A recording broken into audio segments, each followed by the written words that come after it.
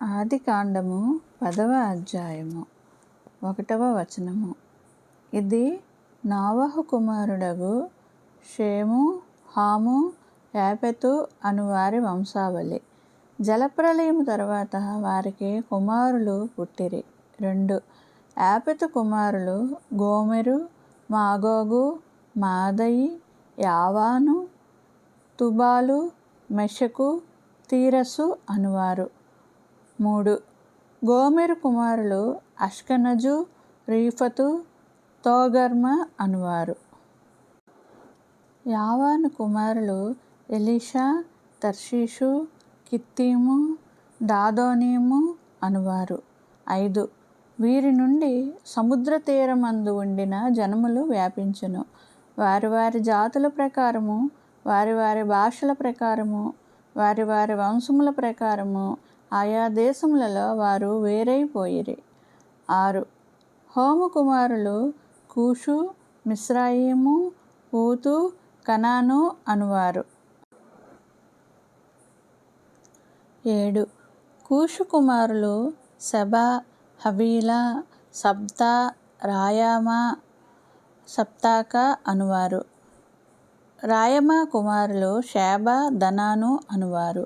8. కూషు నిమ్రోదును కనెను. అతడు భూమి మీద పరాక్రమశాలి అయి ఉండుటకు ఆరంభించెను. 9. అతడు యెహోవా ఎదుట పరాక్రమము గల వేటగాడు. కాబట్టి యెహోవా ఎదుట పరాక్రమము గల వేటగాడైన నిమ్రోదు వలె అను లోకోక్తి కలదు.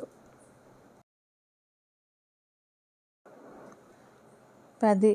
షీనారు దేశములోని బాబెలు, ఎరకు, అక్కదు, కల్నే అను పట్టణములు అతని రాజ్యమునకు మొదలు.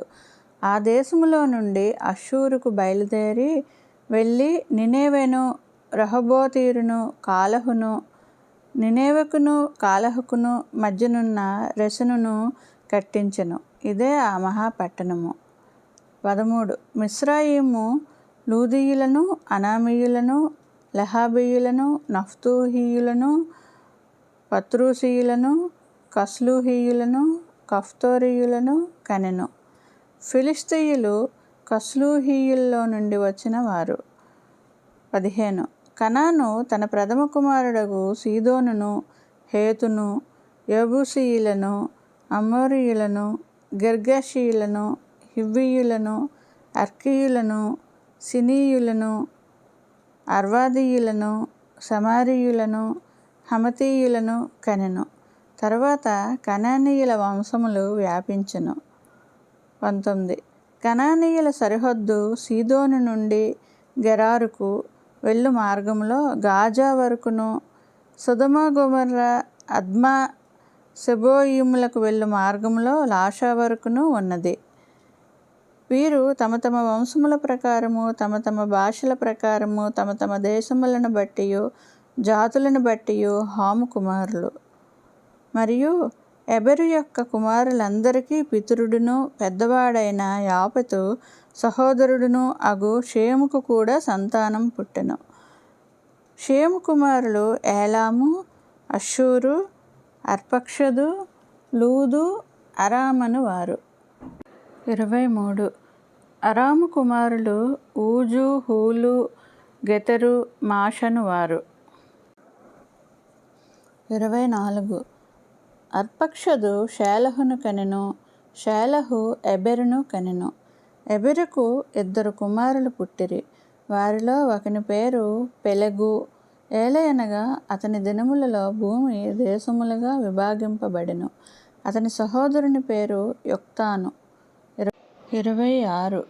యొక్తాను అల్మోదాదును, సెలపును, హసర్మావెతును, ఎరహును, హదోరమును, ఉజాలును, దిక్లాను, ఓబాలును, అబీమాయలును, షాబను, ఓఫీరాను, హవీలాను, యాబాబును కనెను. వీరందరూ యొక్తాను కుమారులు. 30. మేషా నుండి సపారాకు వెళ్ళు మార్గములోని తూర్పు కొండలు వారి నివాస స్థలము. 31. వీరు తమ తమ వంశముల ప్రకారము, తమ తమ భాషల ప్రకారము, తమ తమ దేశములను బట్టియు, తమ తమ జాతులను బట్టియు షేము కుమారులు.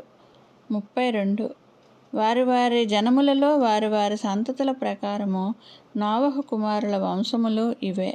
జలప్రవాహము గతించిన తర్వాత వీరిలో నుండి జనములు భూమి మీద వ్యాపించెను.